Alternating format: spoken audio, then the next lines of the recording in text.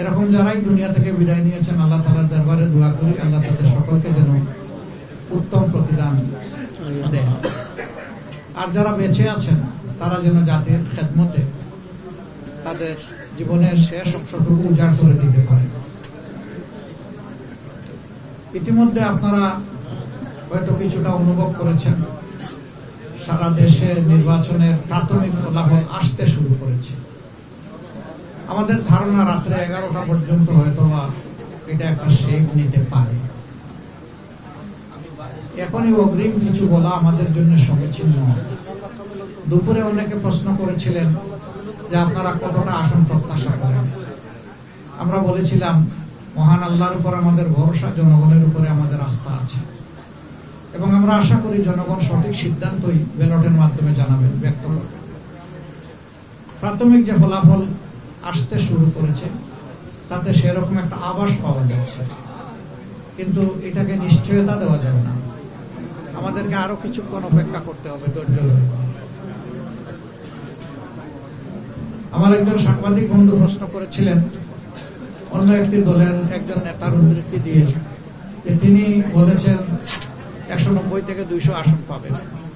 আমি তখন বলেছিলাম না, নির্বাচন কেবল চলছে, এখনো ভোট গ্রহণ শেষ হয়নি।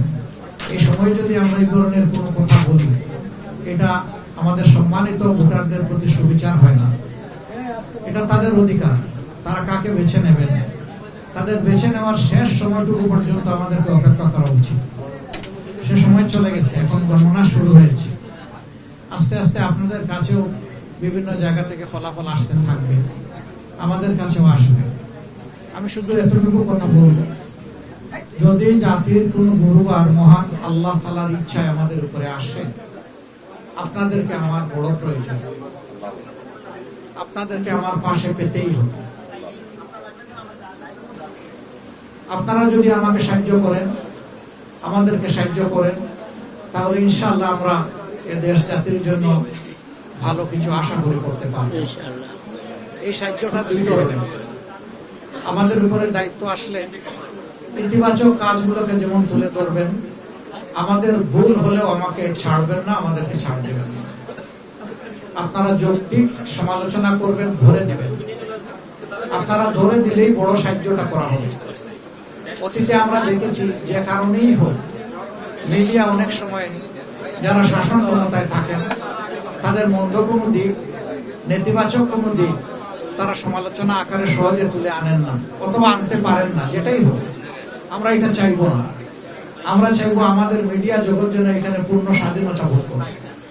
তবে সেই স্বাধীনতাটা হতে হবে আমার স্বাধীনতা, দেশের স্বাধীনতা রক্ষার জন্য। দেশের সার্বভৌমত্ব এবং স্বাধীনতার কোনো ক্ষতি হয় এমন কোন স্বাধীনতা ব্যক্তি পর্যায়ে হোক, সমষ্টি পর্যায়ে হোক, কারোর জন্যই কাম্য না।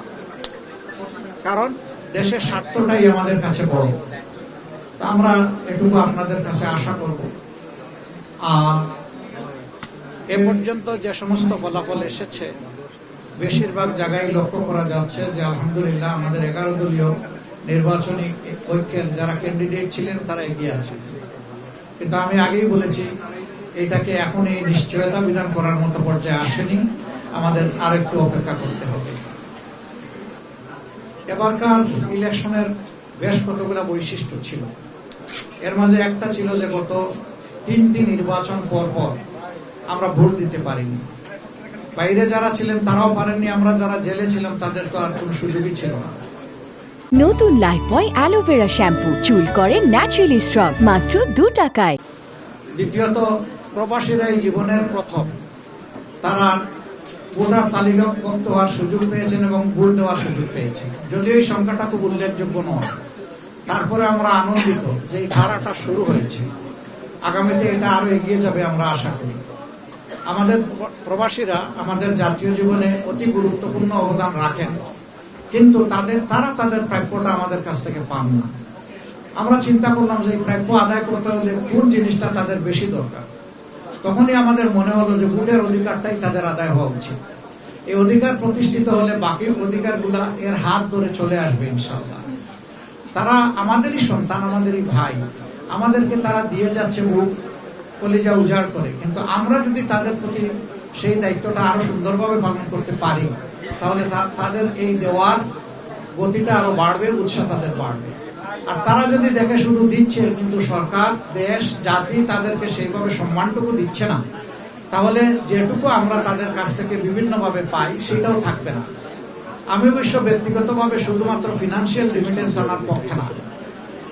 আমি যেখানেই গিয়েছি বিদেশের মাটিতে আমাদের প্রবাসীদেরকে আমি আহ্বান জানিয়েছি যে ফিনান্সিয়াল রিমিটেন্সের পাশাপাশি আমাদের ইন্টেলেকচুয়াল রিমিটেন্স দরকার। দেশকে গড়ার জন্য আমাদের অভিজ্ঞ এবং মেধাবী সেই রকম কারিগর প্রয়োজন। তা বিদেশে আমাদের ডায়াসপোরার মধ্যে বাংলাদেশি বংশোদ্ভূত যারা আছেন তাদের মধ্যে প্রচুর লোক এরকম আছেন যারা উন্নত বিশ্বে গুরুত্বপূর্ণ অবদান রেখে চলছেন। আমি একটা জিনিস লক্ষ্য করেছি, যখন এই আহ্বানটুকু জানিয়েছি তাদের মধ্যে প্রাণ চাঞ্চল্য তৈরি হয়েছে। এবং আমি বিশেষভাবে কৃতজ্ঞতা আদায় করি আমাদের এবারকার এই নির্বাচনী প্রক্রিয়ায় শুধু বাংলাদেশি না, প্রবাসী বন্ধুরা আমাদেরকে যথেষ্ট সহযোগিতা করেছেন।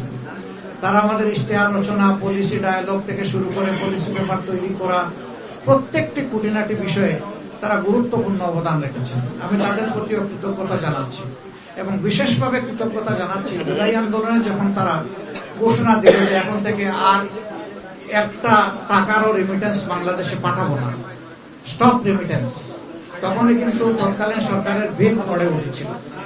এটুকু করে তারা বসে থাকতে পারতেন, এটাই যথেষ্ট ছিল, কিন্তু না, তারা বসে থাকেননি। বহু দেশে নিষেধাজ্ঞা উপেক্ষা করে, নিষেধাজ্ঞা ছিল সেটাকে অমান্য করে তারা রাস্তায় নেমেছেন, তারা আন্দোলন করেছেন, তারা মিছিল করেছেন, স্লোগান তুলেছেন স্বৈর শাসনের পতনের জন্য। যার কারণে শুধু ইউনাইটেড আরব এমিরাতসেই 237 জন মানুষকে বন্দী করে তাদেরকে শাস্তি দেওয়া হয়েছে। ক্রমান্বয়ে তারা মুক্তি পেয়েছেন দীর্ঘদিন পরে, কেউ কেউ জেলের ভিতরে মারাও গিয়েছে। এরকম যারা ইন্তেকাল করেছেন আমি তাদেরকে আলাদাভাবে শ্রদ্ধার সাথে স্মরণ করছি এবং তাদের তামাম খেদমতকে, অবদানকে, ভূমিকাকে আমি আবারও স্বীকৃতি দিয়ে বলছি। আমি স্বীকৃতি না দিলেও তারা গর্বিত, দিলে আরো বেশি গর্বিত। এটা আমাদের দায়িত্ব তাদেরকে স্বীকৃতি দেওয়া। আমরা স্বীকৃতি শুধু দিয়ে বসে থাকবো না, ইনশাআল্লাহ তাদের স্থায়ী স্বীকৃতির জন্য কি করা যায় সেটা নিয়ে ভাববো। এমনকি জামাত এটাও ভাবছে যে ভবিষ্যতে সুযোগ আসলে ইনশাআল্লাহ তারা যে হারে বিদেশে অবস্থান করবেন, যে সংখ্যায়, সেই হারে তাদের জন্য কমফোর্টেবল জায়গা আমাদের সরকারে তৈরি করে দেওয়া হবে আমাদের নৈতিক দায়িত্ব। তখন তাদের অংশীদারিত্বটা আরো বেড়ে যাবে আমাদের প্রতি, এই দেশের প্রতি। আমরা সেই বিষয়গুলোকেও চিন্তায় রেখেছি। যথাসময়ে আল্লাহ যেন আমাদেরকে সুযোগ দেন এবং বাস্তবায়ন করার তৌফিক দান করেন। আজকের এই মুহূর্তে আমি আসলে কৃতজ্ঞতা আদায় না করে পারি না, করতেই হবে। জুলাই যুদ্ধে যে মায়েরা, যে মেয়েরা রাস্তায় নেমেছিলেন জীবনের ঝুঁকি নিয়ে, ইজ্জতের ঝুঁকি নিয়ে, পুরুষদের কোনো ইজ্জতের ঝুঁকি ছিল না, শুধু জীবনের ঝুঁকি ছিল, কিন্তু মায়েরা ইজ্জত এবং জীবনের ঝুঁকি নিয়ে তারা রাস্তায় নেমেছিলেন। আমি আমার এই মা বোনদের, মেয়েদের প্রতি গভীরভাবে কৃতজ্ঞতা জানাচ্ছি এবং আমরা চেষ্টা করব তাদেরকে মর্যাদার আসনে সমাজে অভিষিক্ত করতে। আমাদের সম্পর্কে অনেক কথা বলা হয়েছে, আমরা মুখে জবাব দেইনি, আমরা কাজের মাধ্যমে জবাব দিতে চাই। আপনারা দোয়া করবেন। আমাদের এই নির্বাচন চলাকালীন সময়ে সাংবাদিক বন্ধুরা ছায়ার মতো থেকে আমাদেরকে সাহায্য দিয়েছেন, সহযোগিতা করেছেন, আমাদের কথাগুলো মানুষের কাছে পৌঁছে দিয়েছেন। আমরা আপনাদের কাছে কৃতজ্ঞ। একসাথে চলেছি, কিন্তু আমি সমানভাবে আপনাদের খোঁজখবর নিতে পারি নাই। আমি ক্ষমা চাই আপনাদের কাছে, আপনারা ক্ষমা করে দেবেন। আমার দায়িত্ব ছিল আপনাদের খুঁটিনাটি খোঁজখবর নেওয়া, আমি পারি নাই। একবার যশোরে একবেলা চাইলাম যে একসাথে খাবো, সেইটাও একটা ব্যত্যয় ঘটে গেল ভুল বুঝাবুঝির কারণে। তা আমি সবকিছুর জন্যই দুঃখ প্রকাশ করছি। আমি আবারও বলি, আপনাদেরকে বড় প্রয়োজন রাষ্ট্রের, দেশের, সরকারের, জনগণের। আমরা ইনশাআল্লাহ একসাথে কাজ করি। আমাদের প্রিয় দেশটি ভালো হলে আমরা সবাই ভালো থাকবো। দেশটি যদি ভালো না হয় তাহলে আমরা ভালো থাকতে পারবো না। আর একা কোনো দলের পক্ষে বা সরকারের পক্ষে দেশ গড়ে দেওয়া সম্ভব নয়।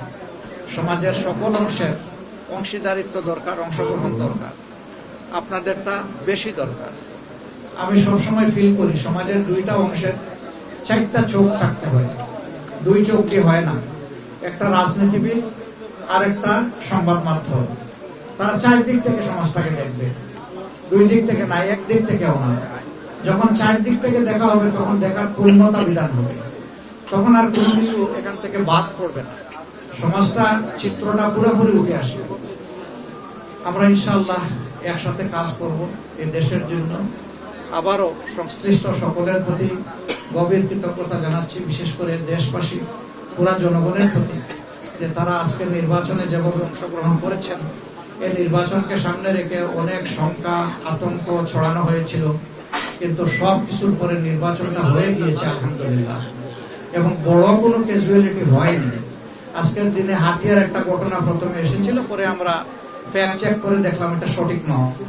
হ্যাঁ, কিছু কিছু সমস্যা বিভিন্ন জায়গায় হয়েছে, এটা আপনারা জানেন, আমি বললেও জানেন, না বললেও জানেন। আমি এখন আর এগুলা উল্লেখ করার মধ্যে কোনো কল্যাণ দেখছি না, এই জন্য এগুলা উল্লেখও করতে চাই না। মানুষের সমাজ একসাথে চলতে গেলে ভুলভ্রান্তি হতেই পারে। এই আসনেও যিনি আমার প্রতিদ্বন্দ্বী ছিলেন, তিনিও আমার সহযোগী ছিলেন। আমরা আজকেও দুইবার আমাদের একসাথে দেখা হয়েছে। যখন আমরা নির্বাচনী এই লড়াইয়ে অবতীর্ণ হয়েছি, জয় একজনেরই হবে, বাকিরা এটা মেনে নেবে, এটাই স্বাভাবিক। আমরা একজনের জয় হলেও আমি মনে করি যে এটা আমাদের সকলের জয়, এবং যারা এই নির্বাচনে অংশগ্রহণ করেছেন, অন্তত এই আসনের ভালো মন্দ বিষয়ে আমি যদি নির্বাচিত হই আল্লাহ তাআলার ইচ্ছায়, তাহলে আমি তাদের সকলকে সাথে নিয়েই কাজ করবো ইনশাআল্লাহ। তাদের পরামর্শ নিব, তাদের সহযোগিতা নিব। ঠিক অনুরূপ ভাবে সারা দেশের জন্য বলতে চাই, যদি আল্লাহ তাআলার ইচ্ছায় আমরা নির্বাচিত হই, সরকার গঠন করার সুযোগ পাই, তাহলে সকল দলকেই আমরা সাহায্যকারী হিসাবে পাশে পেতে চাইব। এটা আমাদের আকাঙ্ক্ষা থাকবে, আমরা দিল খুলে তাদেরকে আহ্বান জানাবো। ঠিক একটা দেশ বিশ্বে একা চলতে পারবে না, এই জন্য প্রবাসে বিদেশে দেশে দুনিয়ার যত গুরুত্বপূর্ণ দেশের সাথে আমাদের বন্ধুত্বপূর্ণ সম্পর্ক আছে, আমাদের প্রতিবেশী দেশ সহ, ইনশাআল্লাহ আমরা তাদের সবার সাথে একসাথে কাজ করব। আমরা হিংসার কোনো পরিবেশ যেয়ে রাখবো না। আমরা খোলা মন নিয়ে, উদার মানসিকতা নিয়ে, যার যেটা প্রাপ্য তার ন্যায্যতা অনুযায়ী তাদেরকে সেই প্রাপ্যটা আমরা দেওয়ার চেষ্টা করব। আর আমাদের যেটা প্রাপ্য সেটাও আমরা আদায় করে নেব। আমাদের সম্পর্ক হবে তাদের সাথে পারস্পরিক শ্রদ্ধা এবং সমতা। আল্লাহ তাআলা আমাদেরকে তৌফিক দিন। আমি আপনাদেরকে দাওয়াত দিচ্ছি, যাদের পক্ষে সম্ভব আপনারা 11টার দিকে আমাদের কেন্দ্রীয় অফিসে আসতে পারেন। সেখানে আপনাদের সাথে আশা করি আজকে আরেকবার আমাদের দেখা হবে ইনশাআল্লাহ। সবাইকে আজকের এই প্রেস ব্রিফিং এ উপস্থিত থাকার জন্য আমার পক্ষ থেকে, 11 দলীয় নির্বাচনী ঐক্যের পক্ষ থেকে আমি আন্তরিক কৃতজ্ঞতা জানিয়ে আপাতত এখানেই শেষ করছি। তার আগে একটা সূরা আমি তেলাওয়াত করতে চাই। বিসমিল্লাহির রহমানির রহিম। ইযা জাআ নাসরুল্লাহি ওয়াল ফাতহ ওয়া রাআইতান নাসা ইয়াদখুলুনা ফি দীনিল্লাহি আফওয়াজা ফাসাব্বিহ বিহামদি রাব্বিকা ওয়াস্তাগফির ইন্নাহু কানা তাওয়াবা। আসসালামু আলাইকুম ওয়া রাহমাতুল্লাহি ওয়া বারাকাতুহু। অনেক আতঙ্ক ছিল, অনেক ভয় ছিল, অনেক প্রপাগান্ডা ছিল, নির্বাচন হবে না, কেউ নির্বাচন করতে পারবে না। শেষ পর্যন্ত কমিশন, জনগণ আপনারা মিলে সুন্দর নির্বাচন করলেন। এই যে একটা সুন্দর নির্বাচন হলো, বাংলাদেশের রাজনীতির দেশের সবচেয়ে ভালো নির্বাচন। এতে করে এই ক্রেডিটটা রাজনীতিবিদ সহ কাদেরকে দিবেন, যারা আপনি যে বলেছেন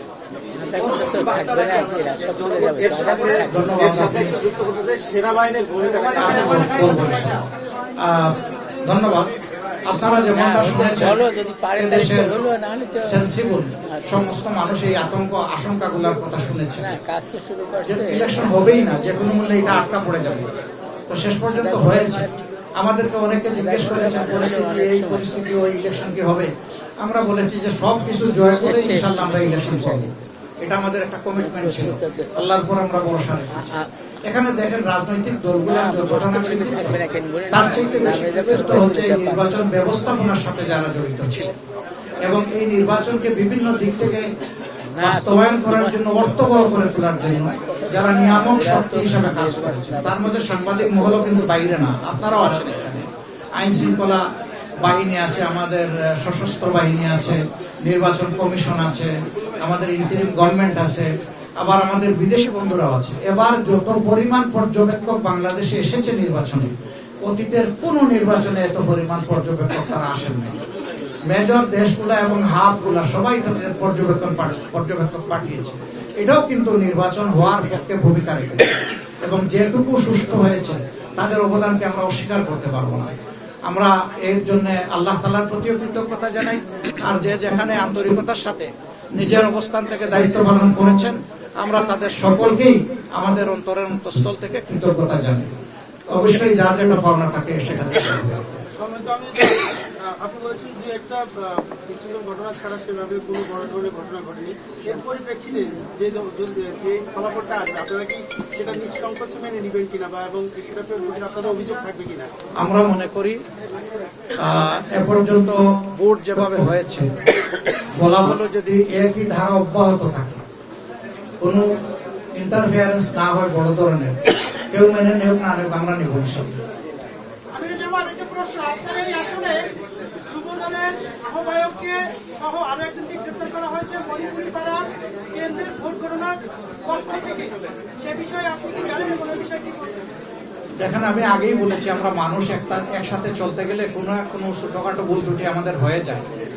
তো বৃহত্তর একটা নির্বাচনের দিকে আমরা যদি তাকাই, তাহলে এই ছোট জিনিসগুলাকে চোখ বন্ধ করে আসলে স্বাভাবিকভাবে মেনে নেওয়াই ভালো। এবং আমি তো অনুরোধ করবো তাকে যেন ছেড়েও দেওয়া, কোনো সমস্যা নেই।